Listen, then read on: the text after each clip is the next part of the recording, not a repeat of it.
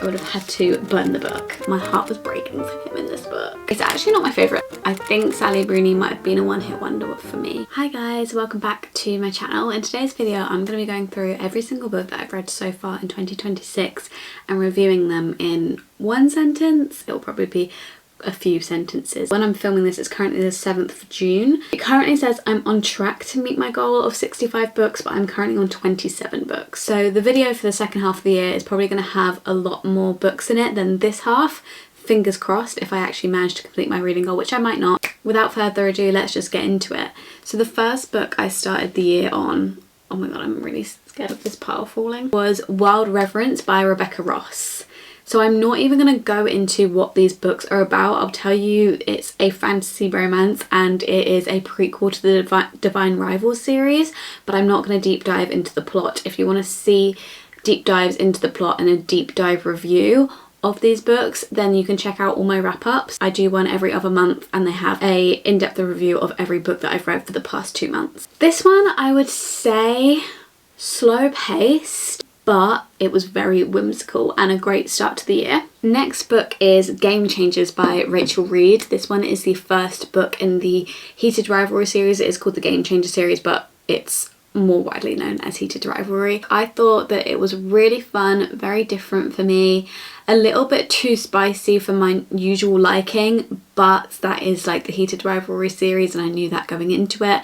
Definitely sparked a new lifelong obsession. The next one was Heated Rivalry. What more do I have to say? I mean, I loved the book when I first read it, and then after watching the series I loved it even more. I feel like my camera needs to be a little bit, I move the camera angle in like every video and I never think that it's right when I come to edit the video. I love Ilya and Shane with all my heart. This one isn't really a book, it's My Dinner with Hayden, which is a short story in the Heated Rivalry series. I'm gonna log it as a quick easy book to get up to my reading goal. There's not much to say about it at all, to be honest. It was short and sweet. Then we have another short story, which is Merry Christmas, Scott and Kip. I think I read these in the wrong order, but I couldn't find this one anywhere, so it took a little bit of a long time to find. I think I ended up finding it on Reddit or something.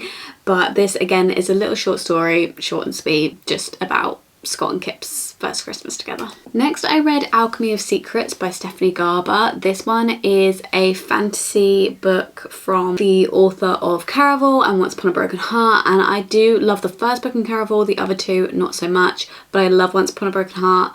So I had high expectations, but it didn't meet them. I didn't know where the story was going at any point, and not in a good way. Then I reread Crown of Midnight by Sarah J Maas. If you didn't know, I'm doing a audiobook reread of all the Throne of Glass series. I know I loved this series, but I think a lot of it was quite complicated, especially towards the end of the book, that I don't think that I took in every single detail, and so I wanted to do a reread of it. And so you're going to see a lot of Throne of Glass books come up in this video.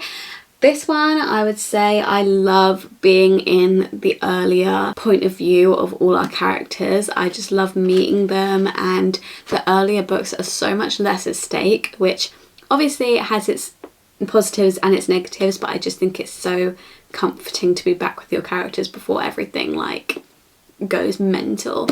Then we have Tough Guy by Rachel Reed, which is another one in the Heated Rivalry series.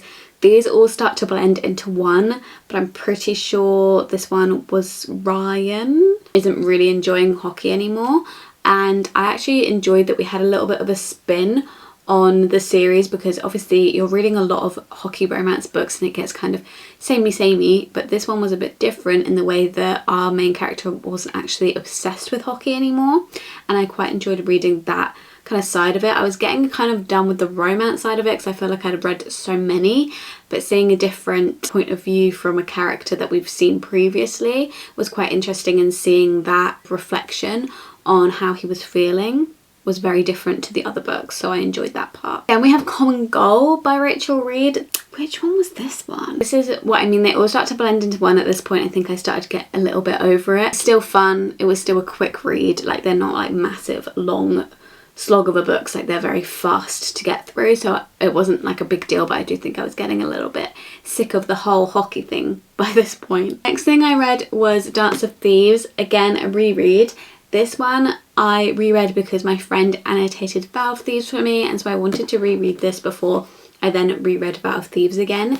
This is one of my 6-star books. I love this duology so much. I love Cassie, I love Jace, I love the world building. I think for me, this series is my perfect ratio of fantasy and romance and like world building and characters. I think that everything was done so perfectly in this book and I absolutely love it. And we have Role Model by Rachel Reed. This one started to pick up again a little bit for me in the Heated Rivalry series because Ilya is in this book a lot, and I think by this point I just wanted to be back in Ilya and Shane's POV, and so I just wanted to get to the most recent book that was out. And you see like little previews of him in that book, and then you find out what was actually going on inside his brain in his point of view in the next book, which I really enjoyed seeing that as well. The Long Game was just amazing. I loved it even more than Heated Rivalry. I love them so much.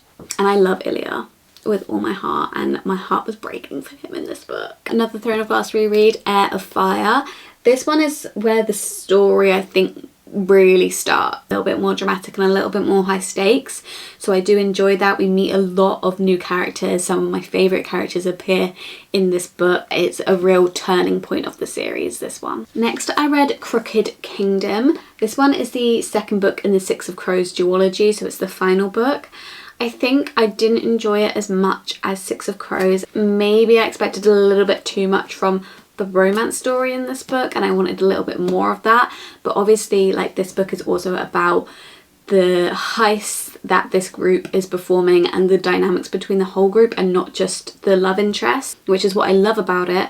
But I also feel like maybe there could have been a tiny weeny bit more to the romance, but I do still absolutely love this series. I do think it might have been a little bit confusing at some parts, but maybe that's my fault, but I do still really love this series and I absolutely would recommend it to anyone. Then I read Binding 13. Do you know what? It was fast paced, it was entertaining.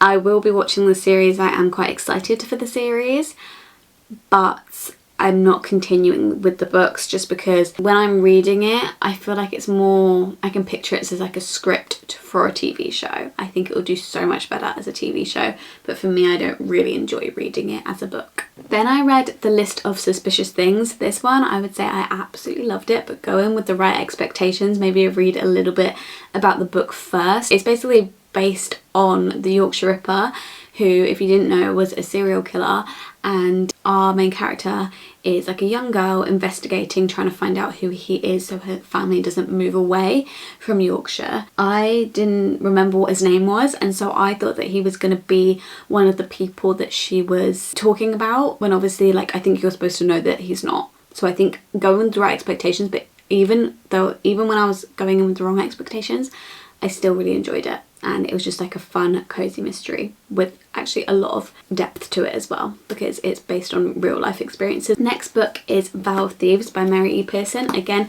the second one in the Dance of Thieves duology, so again a reread. I have nothing more to say really. I absolutely love this series. I don't know which one I prefer. I used to say that I preferred Vow of Thieves and that Vow of Thieves is my favourite, but now I don't know. Since I reread them, I'm like, oh, I do love both of them. So I also listened to the audiobook for some of Dance of Thieves, I forgot to mention, and I really did enjoy the audiobook as well, so I'd recommend that if you're looking for a different way to read it. Then I read Intermezzo by Sally Rooney. This one, I'm not even going to say disappointing, because I feel like I knew that I wasn't going to like it and that's why I put it off for so long. But yeah, just not my cup of tea, and I kind of knew going into it that it wasn't going to be, so I guess that's not really the book's fault. I think Sally Rooney might have been a one-hit wonder for me. The first book in his Dark Materials, which is Northern Light, it's actually like a lot to get your head around, way more than you think it's going to be, because it's literally like a kid's book. I think it's like 9 to 12 is the age for it. You wouldn't think that it would be as confusing as it is, but it actually is a lot to get your head around. But it was really enjoyable and it was very fun and it was very different. And then I also read The Subtle Knife next, which is the second book, and I actually think I preferred the second one to the first one. We know a lot more about our main character now, and we get a second main character who I really love their dynamic, and I think that it made the book even better to have her with someone of a similar age come along with her for the journey. Their relationship is so sweet, and having them go along the book together. I feel like it's just nice to have a little added character in there. Then I read One Golden Summer by Carly Fortune. If you didn't know, Carly Fortune has a book that was very, very popular years back, and it's called Every Summer After.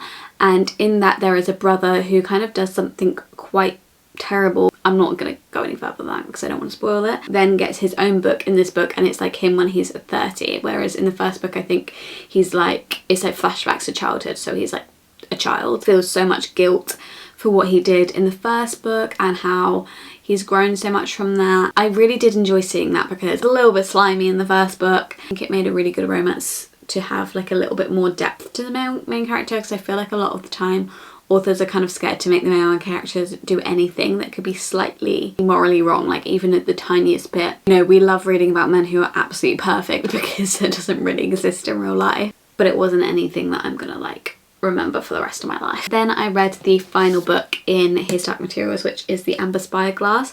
This one was probably my least favourite of the series just because I feel like it had a little bit less direction than the other first two books. Main character was not as much in it as I wanted her to be for the last book, and also that meant that the dynamic of our two main characters wasn't as in this book either, and that was like my favourite part of it, so I didn't really enjoy that bit too much, but I still did really enjoy it, and I enjoyed like seeing it all come together and how it all unravelled in the end. And honestly, the ending I thought was amazing, but for a kid's book I thought, whoa, did tug at my heartstrings. Then I read Just Friends by Hayley Fan. So much better than everyone else says it is. It's very reminiscent of Emily Henry in the way that there's a romance, but there's also a very emotional subplot. It kind of reminded me a little bit of Beach Read in that way. And we've got the final reread, because I'm now on the tandem reads, which is obviously taking me a while to get through, Queen of Shadows. It's actually not my favourite, and I feel like it's a lot of people's favourite of the whole series. I think we focus a lot on our main couple, and I've said it before, I've said it so many times, but our main couple in Throne of Glass is not my favourite couple, and so I don't actually love reading about them, and I feel like this is the book that focuses on them the most, and so it's probably like one of my least favourite ones. Honestly, can't explain to you why. I don't know, I just think they're a bit boring. I read My Husband's Wife by Alice Feeney. Elevated by the fact that the main character has my name. Like, I feel like that just made the rating go up for me. But also I feel like this one was Alice Feeney's comeback, because I feel like her most recent books I haven't really loved very much, and I actually really enjoyed this one. Really glad, because if it was bad and it had my name, I would have had to burn the book. I haven't read a lot of books recently. Like, I feel like I read this one so long ago, but I actually only have 2 more books to go through. But the next one is The X-Files by Jessica Joyce, a romance that is set around a wedding, and so I read it because I was attending, well, I was a bridesmaid at my brother's wedding, and I wanted to get in the wedding spirit, and it definitely did that. I don't think like it was the most wedding-y vibes, because I expected it to take place over the wedding celebrations, and it actually took place like over kind of like the planning and the organising of the wedding, which was kind of a disappointment. Like in the Spanish Love Deception, when it's like a long celebration of a wedding and you follow the characters throughout the celebration of the wedding, but this one was more the planning, but I did still really enjoy it. It had a lot of depth to it as well, which I'm really enjoying in romance books. I'm currently in the middle of 3 books, but I haven't finished any of them yet, so I won't mention them, but they'll be in the second half of this video that I upload at the end of the year. So the last book I've got to show you is Frederick Backman, The Winner. This is my last Frederick Backman book on the TBR, so I really need to go and find another one, but I am honestly getting through his catalogue. I don't think I have too many left. But this book is the 3rd and final book in the Beartown series. Such a good series. You become so connected with the characters. I did not want to leave any of these characters behind. It is so emotional. Like, Frederick Backman, he tells you at the start what's going to happen at the end in a lot of his books, and still you get to the end and you're like, no, and the whole book you're like, maybe he was joking. He does trick you sometimes, like he does say things and you're like, no way, and then he's like, just kidding. But I feel like with the things that you're like, no, let this be a trick, it's not a trick. I loved every second of it, and whenever I'm in this series I just really feel there with them, and I can remember everything about these books. Like, that's how you know they're good books, when I can remember everything that happens, because I never remember anything from any book. And those are all the books that I've read so far this year. If you enjoyed this video, please give it a thumbs up. Please comment down below if you've read any of these books, if you enjoyed them. Let me know how you're doing with your reading goal so far this year. I'd love to know. And if you want to, you can subscribe down below turn the bell on, you'll be notified every time I upload, which is every single Saturday. I've changed it to Saturday and I need to remember to say Saturday instead of Sunday. And if you want to, you can follow my social medias at _libraryofeden on both TikTok and Instagram. And I'll see you in my next video very soon. Bye.